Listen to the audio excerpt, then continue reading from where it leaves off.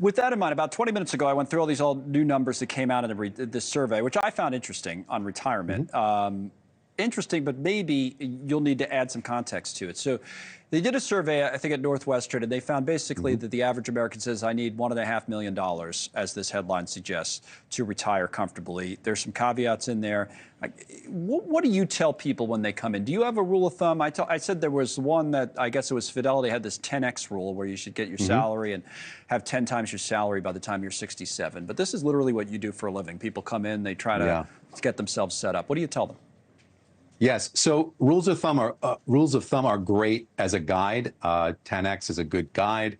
You could need more or less depending on your situation. Right. If you have other sources of income, you might not need as much. If you don't, or you didn't have a lot into Social Security, you might need more. So anybody who's a certified financial planner, and I suggest going to cfp.net. There's tools on there where you can customize a little bit and even find a local fiduciary advisor to really hone in on what your magic number is. These numbers come from the fact that the younger people are saying, hey, I'm going to live to 100. And if I do, I'm going to need a lot more money than maybe my parents who might not have lived as long as I intend to. And also they're downplaying what Social Security is going to bring in. So perhaps they're right, but honestly, it's really individualized, and it could mean that you need more than that number or lower than the number. But saving 15% of your income towards retirement and trying to achieve a 10X are good rules of thumb to get you in the ballpark. And then you can kind of tweak that with some formal financial planning for sure. Well, a couple of things. I mean, number one, a lot of people are worried. When they see stories like this, and the eyes start rolling right away because, oh, boy, I don't have anything close to that, some people say. Now, other people probably have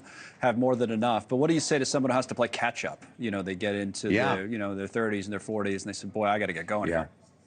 Well, the interesting thing about that is baby boomers really didn't get started saving until I think the average age was 37. The Gen Zers are starting at 22, and maybe because they have auto enrollment on the 401k plans now, getting them involved, so they're getting a little bit of a head start, and that initial power of years is great. But a third of the people don't have anything. Yes. And so it's the hardest part is it's like anything, taking the first step. Doing something, do a small amount. I'm a big proponent of doing something, because what happens is once you do that, it's building positive habits, and then it's easier to take the next step. If you're doing $100 a month, it's easier to go to $150, and then a couple of years down the road, take half of your raise and put it away, and before you know it, you're socking money away.